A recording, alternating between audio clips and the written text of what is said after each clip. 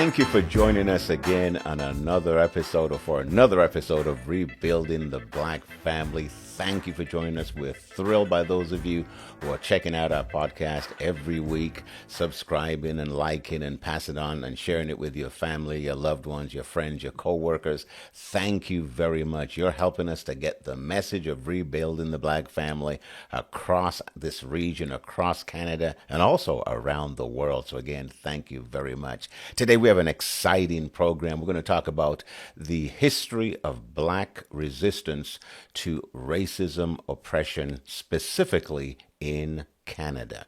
Now, there's something a quote I want to speak to you or share with you. It was by Dr. Martin Luther King. He said, "Injustice anywhere is a threat to justice everywhere. We are caught in an inexplicable network of mutuality, tied in a single garment of destiny. Whatever affects one directly affects all indirectly." So we're going to be discussing this subject of resistance or Black resistance to racism, oppression in Canada with our in-house expert, Mr. David Grant. Brother Carl, you're kind with the words. Expert. I want to make it clear to the audience. I'm not a historian. My expertise is certainly in mental health. Mm-hmm. And of course the psyche of people. But I guess because of my passion, because of my love for understanding the condition of African people, I do dabble in understanding and reading and becoming learned in the antecedents of what we have in our present day in terms of why we as Black people are so strong as it pertains to resisting against racism and how we came to be. So let's start by saying or asking this, David, if you don't mind. What has been the Black people's history of resistance against racism, or I like to call it racism or oppression, in Canada? Excellent. Give us somewhat of an overview. Excellent. So I want, first and foremost, people to understand that Black people have a over 400 year history of resisting against racism. This was not something that happened yesterday or even 10 years ago. Since the inception of enslavement in Canada, since the first Black man, Olivier Lejeune, was taken into Canada, he was actually served as an interpreter and a negotiator between the Indigenous peoples here as well as the Europeans. Yep. He also was, from what I understand, enslaved as well, right? For a period of time. So resistance has happened since the beginning of time. So I want to give a couple examples just to show in the different epochs of, of our life here in Canada, what that resistance has looked like. So we can look, for instance, just during enslavement in general, which enslavement in Canada began in 1619, was abolished by the Crown, by the British, in 1834. We as African people, we knew that there was nothing pleasant about slavery. There was nothing pleasant about slavery in Canada, despite the fact that we did not have the same plantation system as our American counterparts or the Caribbean or South America. Slavery here was diabolical. We were treated as subhuman, right? We were codified by law. Our humanity was codified by law. We were not considered human beings. We were considered real estate, if we really think about it. Exactly. And because African people understood that from the very beginning, we ran away. We defied our slave masters. We defied, white patrons in the community. We defied it right from the beginning. There's, people can take Google searches and there's images, like historical images of ads, wanted ads of enslaved African people who fled from their slave masters. And it'll describe, it will say wench, which is what they used to call Black women. Bed wench, 33, their height, weight, whatever. This Negro, this is what they used to call us. This Negro was seen last in this respective area. Her master is, whichever the name. So it goes to show this is how we were treated. And the fact that there's wanted posters for us, that means we were resisting. That means we were running away. We are under the impression that Canada was nothing more than a safe haven from our refugee counterparts in the States. That's the narrative. Sometimes, actually, it was the reverse. That Canada, we actually fled sometimes to the States to free areas in the States. People don't know that. there's some enslaved African people who fled from Canada. So from what used to be known as Upper Canada, we fled from there, for instance, from our wretched slave masters to free places in the States like Vermont, right? People don't know about that. We keep hear about the reverse. But I want to, so we resisted there. We travel now, even during slavery, but now in the latter half, for instance, there's the first race riots in North America. Shelburne race riots, which Shelburne is a town in Nova Scotia, and that was the first race riots, and it actually wasn't started by us. It was started by the white loyalists who were disgruntled with enslaved African people being self-sufficient. And when was that? This was in 1784. Thank you. Very good. Thank you for reminding me of the date. 1784, white loyalists decided to mob a black preacher who decided he was going to preach the gospel even to white congregants, whether they liked it or not. And they decided to run enslaved Africa, or I should say free. Some of them were free black people out of their respective town. They beat us. They destroyed our properties. They ran us out of the town. It was a race riot, but it was actually incited by white disgruntled loyalists, and the loyalists were the people who fought for the British. Yeah. So we fast forward now, we can even go to the early 1900s. So we just out of slavery, 1834. Let's go to 1914. Well, let's go to the prairies, right? We go to Alberta, specifically in Edmonton. Charles Daniels, if I'm not mistaken, 1914. A black man. He's so-called free. Right? We have to remember he was so-called free, but he was not equal. He decides he wants to go to a movie theater. He's refused entry simply because he's black. So for people who say there was no systemic racism, how on earth could there be no systemic racism, yet he was denied entry into a movie theater because he was black? He said, I'm not going to tolerate that. I'm going to resist. And he decided, I'm going to go in anyway. They threw him out. And he decided to sue them. He lost, but he resisted. Fast forward 8 years later, 1922, Lulu Anderson, same town, Edmonton. Went into a movie theater and decided, I'm going to go into this movie theater, whether you guys like it or not. Thrown out and now assaulted. They assaulted one of our sisters just because she wanted to be treated like a human being and go and watch a movie. In Edmonton, Alberta. And she sued. Lost again, but she resisted.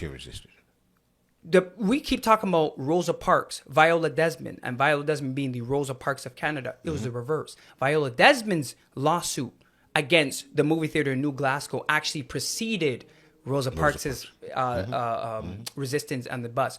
Viola Desmond didn't want to sit in the balcony. Neither did Carrie M. Bess, who also around the same time resisted. And they were kicked out of the movie theater simply because they wanted to sit on the floor and have a better view. We fast forward now even to the present, the 60s, right? And I'm almost saying that because I want to show the history of black resistance. We come to the 60s.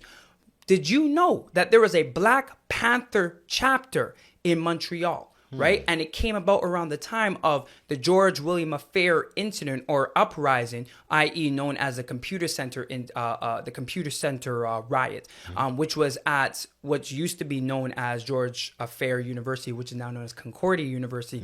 Several black students deemed one of their biology teachers racist when it comes to their grading and stuff, and decided to challenge it and bring hearings, et cetera, that evoked a whole bunch of controversy and race and heightened race relations. Around that time, Black Panther movement came around. This was also around the time that there was a chapter of the United Negro Improvement Association coined by the Honorable Marcus Garvey, who was a Back to Africa man, who was a Pan-African. And that was in Montreal. And then you have police brutality happen and the Yonge Street riots happened in 1992. In Toronto, where we resisted against police brutality because of the unfortunate murder of Raymond Lawrence and, Raymond Lawrence in 1992, around the same time as Rodney King, when he was beat over 30 times.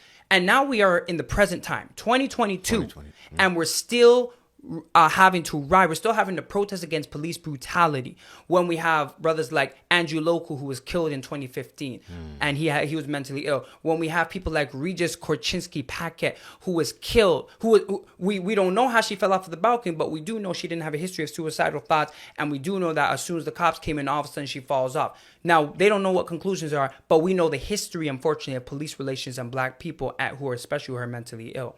My point is we as black people, we rioted, we protested, we resisted, we said enough is enough.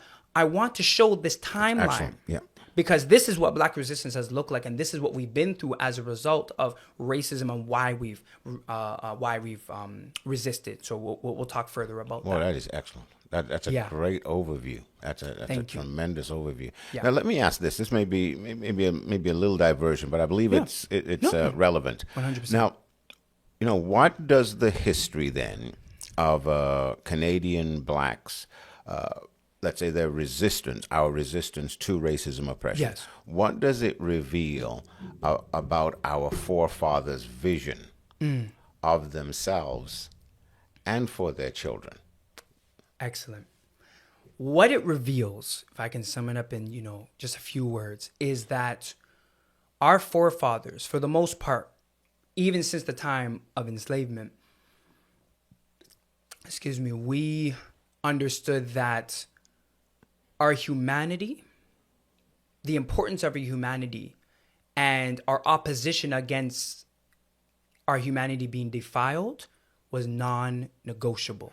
Excellent. I'm going to say that again. Our forefathers, for the most part, understood that our humanity was nothing to play with. It was non-negotiable for it to be defiled, for it to be degraded, for it to be exploited. And we would defend that in the beautiful words of the Honorable El-Hajj Malik El-Shabazz, Malcolm X.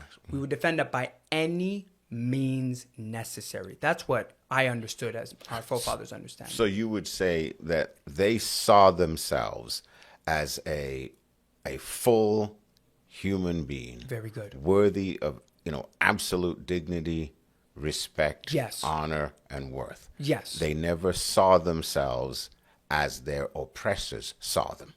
No.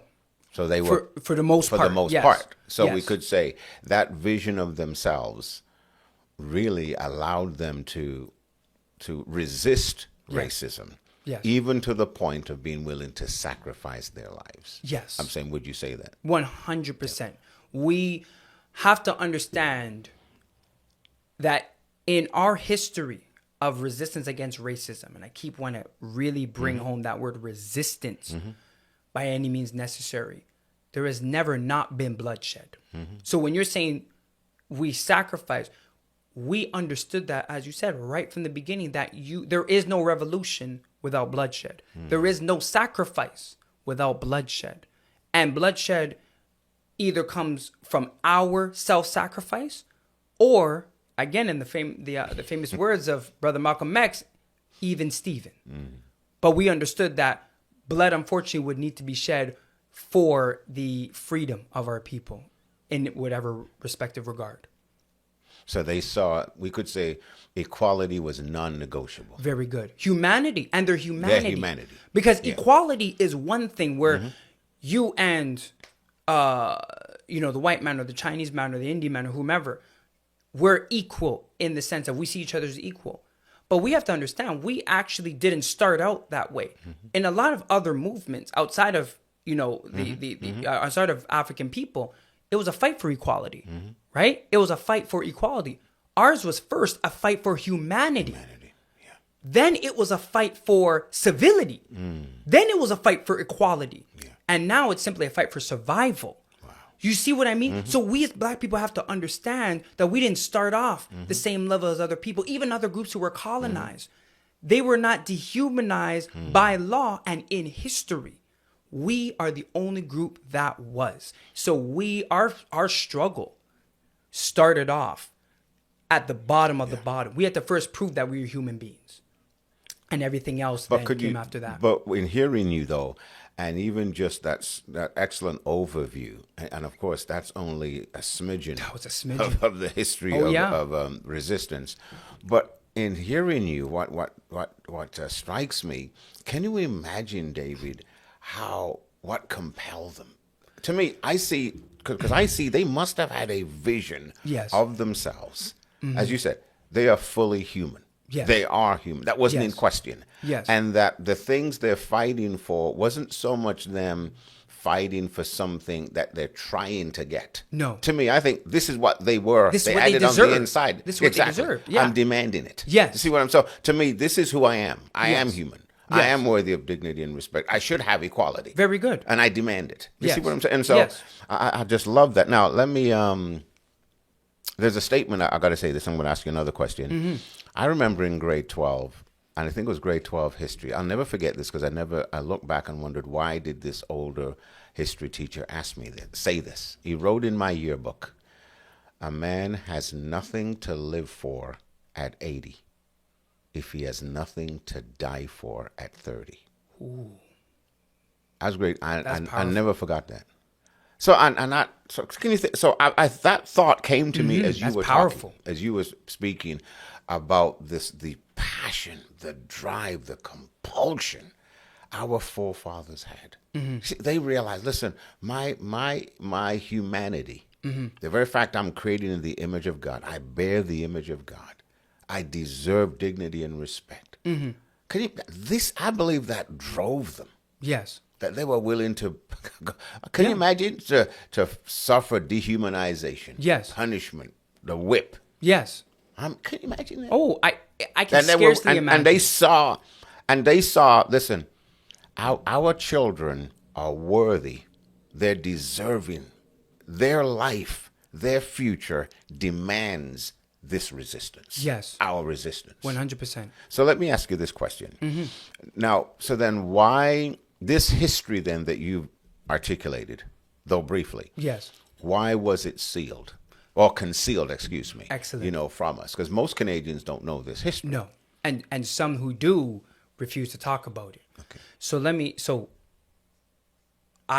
if I again could sum up why they concealed it, is because Canada, for some strange reason, wants to uphold this image that they are the land essentially of milk and honey, and that they almost always want to prove that they are more civilized than their Euro-American counterparts. If there's anything that I've seen throughout history, is that when all else is going wrong in Canada, the go-to statement is, well, at least we're not like the U.S., right? And the irony is the U.S. used to do the same thing and say, well, at least we're not like South Africa, right? This is why Brother Malcolm was so prominent in what he was trying to do, is because he was trying to put the U.S. of A in the world court to show, no, let's show your true colors, that you are lynching black men, that you are beating down black women and raping black women and denying civil liberties to a greater African diaspora community. You are not the land of the free world. You are not who you say you are. This is what he was doing in the U.S. in the 1950s and 60s, right? What myself, what a lot of other people are trying to do with Canada in 2022 is to say, no, Canada, you are not the land of milk and honey. No, Canada, you have had slavery on this land for over 200 years. No, Canada, you did not have a more modest and more tame slavery. You have people who are willing to die in the name of being free people than to live in bondage. You cannot have that phenomenon. And it wasn't one or two. It was a whole population. You cannot have that and then concurrently call yourself a free and so-called multicultural and kind nation with integrity. So to answer your question, why did they conceal that? They want to uphold this image, a false image as it may be. It's an image that they have to hold on to because for some odd reason, there is this almost psychic pain of trying to come to grips with the truth. And therefore, they'd rather live in a lie than come to the truth. I'll give you an example. Lulu Anderson, the same woman I brought up in 1922. Do you know what they did to her records? And people can look this up. They want to validate what I'm saying. You know what they did to her records? Knowingly, they destroyed her records in the 1970s. Her records from 1921 to 1940. They destroyed it. The Albertan government or whichever officials destroyed it. People can look up Lulu Anderson from Edmonton, Alberta. They can look up what happened to her records. So the legal records, the court records, all of that. Gone. A lot of this had to have transmitted through newspaper articles in terms of the controversy. That's how we knew about it. But in terms of even her early life, they say not much is known. They know that maybe she was born maybe in New Jersey, that she came and she spent about 30 or something years in Edmonton, Alberta. That's all we know. But they destroyed the records. Do you know how intentional you have to be Yeah, to do that. And what your objective is when you are going to lie and maintain that lie by burning any evidence to refute that lie. And I think it's because of this,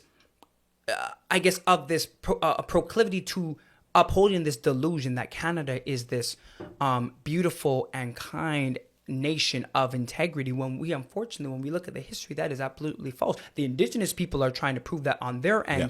We as African people are trying to do that on our end, because there can be no reconciliation, there can be no righting of wrongs if you don't even acknowledge that the wrongs exist in the first place.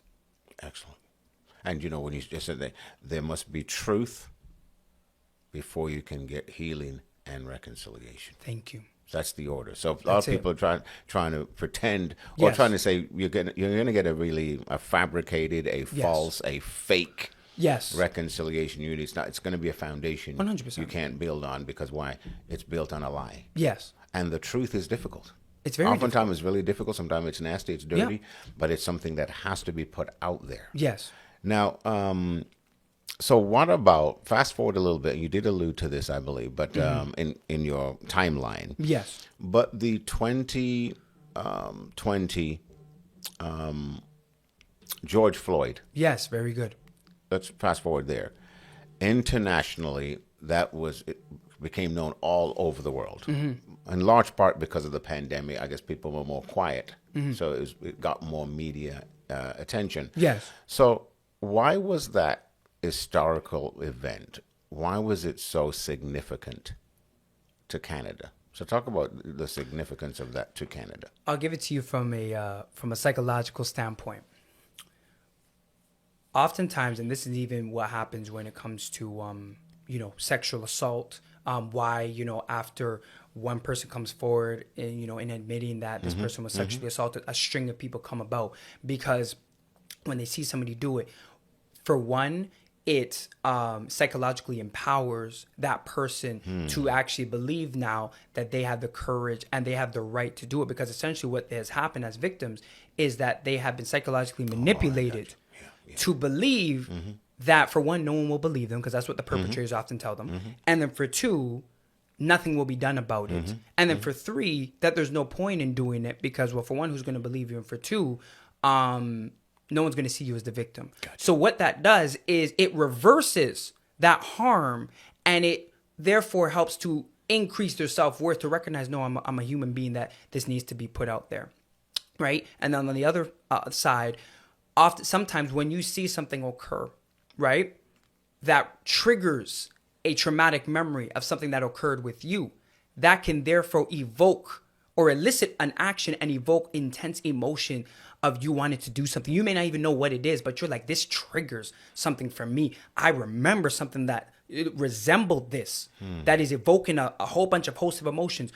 You ask any black person, when they saw George Floyd, black mother, black son, uncles, aunts, grandmothers, grandfathers, some of them may have not even been to the States, but they saw George Floyd and they saw the look in his eyes. They saw the police officer's eyes. And this is what I guess willfully ignorant white people will never understand, is that there is a feeling. I remember a controversial school psychologist, really great, prolific scholar, Dr. Umar Johnson, talked about this, that racism oftentimes is also about a feeling. Only those who have been the victim of it know what that feeling is. If you've been the perpetrator of it, you don't know what that feeling is. And when we looked at that video, it evoked so much emotion, because either you have personally experienced that, or somebody who's experienced that on Canadian soil. So what happened with George Floyd is and this, I guess, it goes back to the true colors of the pandemic. It forced everybody to recognize that racism has not gone nowhere. And racism has actually been waiting for you guys to recognize that it's still existing.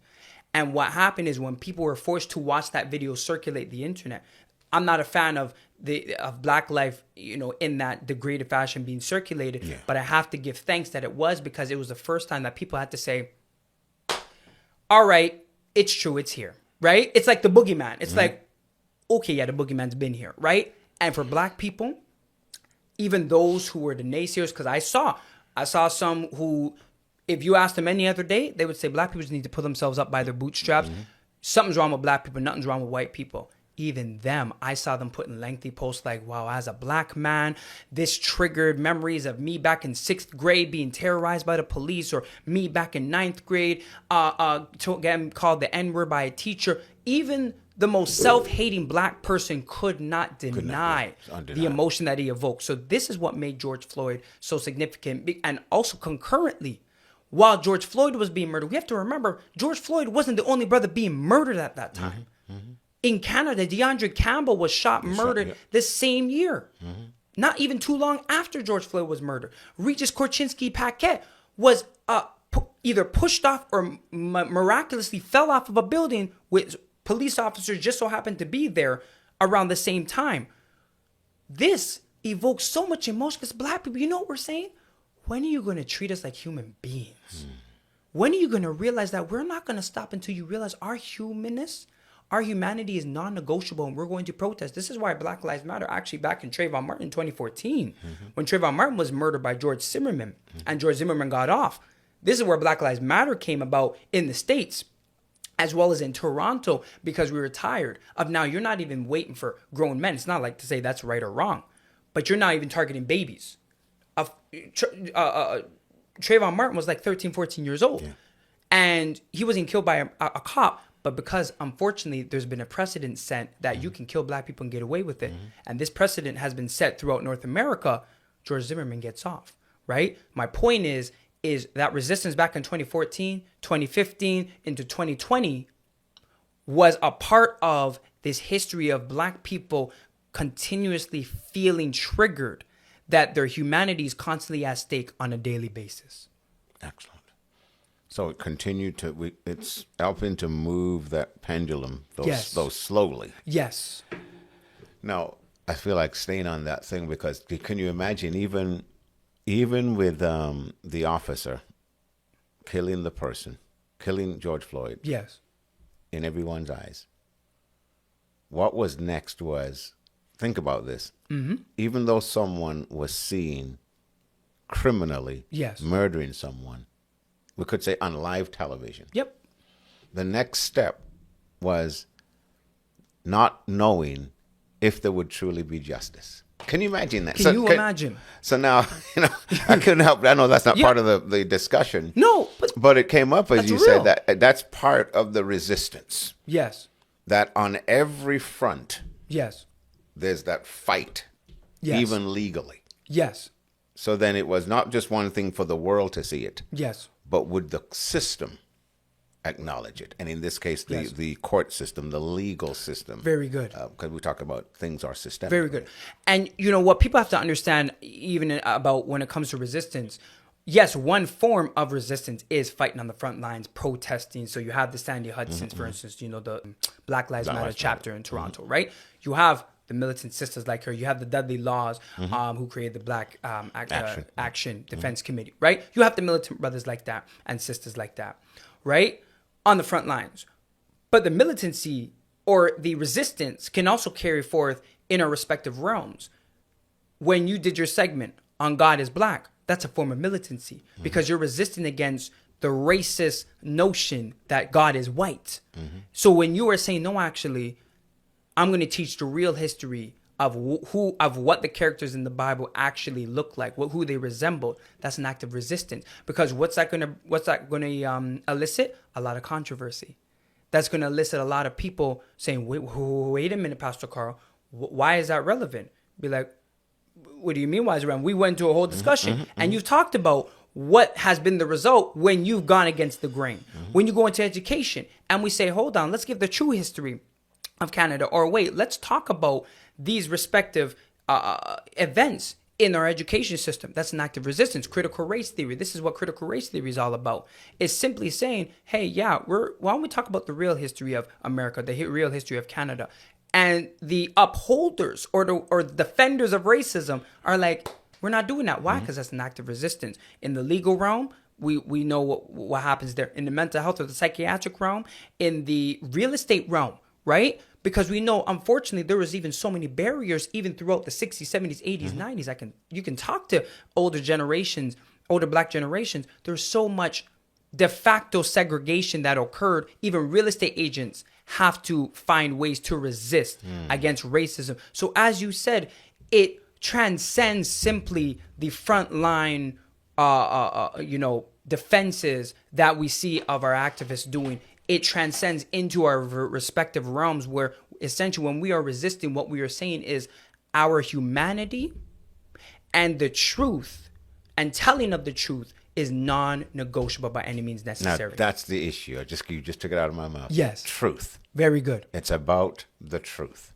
We're resisting lies with the truth. Yes. We're insisting that the truth prevails. Very good. And if you've got the truth, we're going to keep coming with it. Yes. Because the lie cannot forever No. stand up against the truth. No. And what I also want to say, to even add it to that, is what we as Black people, if there's anything that I think we need to understand, and there's been some examples of this throughout history, what we have to understand is not only do we have to make our demands, but, and this is the scary part, we have to not only stand on those demands, but we also have to create ultimatums when those demands are not met. We have to let them know there's going to be consequences in every single revolution in history. It's not simply, okay, can we be independent? It's, we need to be independent. The colonial regime is going to resist and say, well, no, you're not going to be independent. What now is the consequence? So in the education realm, in the legal realm, this is the justice that we demand. No, we're not going to do it. What do we do next, Black people? Same thing on police brutality. And I've said this, and we can call it controversial. I think there may be a time, and it's been said by some other scholars, that there may need to be a cataclysmic clash between the police department and various members of our Black community, because it's been happening way too long. And unfortunately, we as Black community have not provided the real and serious consequences of what will happen if we continue to be blatantly murdered without ramifications. We need to understand that with every demand, there needs to be a consequence. It's simply the natural law. With every consequence, what that looks like, I leave that up to anybody who's deciding those consequences. But what people need to understand with anything is that with any demand that we make in whatever respective fashion against racism, there needs to be a serious ultimatum that we uphold and that we're willing to stand on. And this circles right back to what our forefathers understood, is that we're not going to simply make a demand and then say, well, okay, we're just going to go back and pay our mortgage even if it's not met. We're saying, no, we're not going to work on a plantation. No, my child may lose a father today because this demand needs to be met by any means necessary. And again, the spirit of that, though, David, again, is you can tell what something means to you by the price you're willing to pay. That's what, economics is about. That. Very good. Now, we need to get into this as time as we're moving on. How then, I think you've already touched on this, how do we teach and reinforce the importance of this this resistance to racism to our children? Excellent. It goes right back, and this is what I love about our the way our program has been set up. It goes right back to when we talked about the beauty of being Black and what it takes to fight against self-hatred. What we need to instill in our children is that not only are they beautiful in being Black, that's good, and beautiful in being African, we need to teach them that anybody who tells you otherwise is wrong. And that you need to let them know that it's wrong. And that if they continue to violate you in that sense, there needs to be consequences. What those consequences look like is going to vary within the families. But what you have to what we have to teach our children is that when they come home and they say, so-and-so made fun of my hair, what do? You have to teach that child not to let that go. This is unfortunately some of the challenges that some of our parents do. Because again, this is why I say for the most part our forefathers did this, but some of our forefathers and mothers did, is because they were so dejected, because they experienced the self-hatred. They said, well, just keep going, baby. Just keep going. They were about survival. Survival. That's the key word. But what we have to teach our children is thrival. As I would say, we teach them to thrive. That if they come home, we're not going to let them sit in that dejection. We're going to say, no. We're going to remind them not only that they're beautiful, but we're going to say, I'm going to march with you to let these teachers know, to let this family know that this is not okay, and that this continues, A, B, and C consequence will occur. That from the beginning that the child is 3, 4, 5. This is what I teach my children, right? My children are 4 and 1, and my son, he already knows that Africa is his home, right? That he is African first, that he is a black child and black is beautiful. He knows his hair is beautiful. My daughter smiles. She's confident in who she is. Why? Because me and my wife and anybody around, because we have to understand it takes a village. Takes a village, yeah. So you cannot go and place your kids with people who are going to deject them and say, black's actually not that great. No, you need to keep your kids away from those dejected people until they're healed. We have to, as a village, as a community, and rebuilding the black family, to teach our children from the very young age through literature, through constant verbal reassurance, through physical affection. Excellent, yeah. That they are beautiful. That's beautiful. And they need to understand no one can violate that without consequences. That gets into my. I think you've kind of overlapped into my last question. Yeah. So, but even if you have to repeat it, I think it's That's fine. important. Let's do some closing words on the primary motivation. Again, going back to this primary motivation that we have for resistance to racism, and we could say, what is the end goal? Excellent. I thought about asking, let's discuss that a little Very bit. good. So the primary resistance, the end goal of resistance against racism. In a brief way. In a brief way, yeah. I'll be as brief as possible. Is that we as black people want to be able to function in a society where people may not like us per se, but they can respect our humanity. That's excellent. And that we are able to navigate a world where we are able to be just as self-sufficient, just as productive, and function just as smoothly, free of dehumanization. We can have disagreements, we can have conflicts. Matter of fact, you can even have prejudice. But we can respect each other as human beings, where you are not going to do something that is going to so blatantly, unscrupulously violate my humanity to the point now where I have to come out of my humanity to retaliate in whatever fashion. This is what I believe the primary motivation of resistance against racism is about. This is how I've understood That's it, excellent. and this is what I express to anybody. That's beautiful.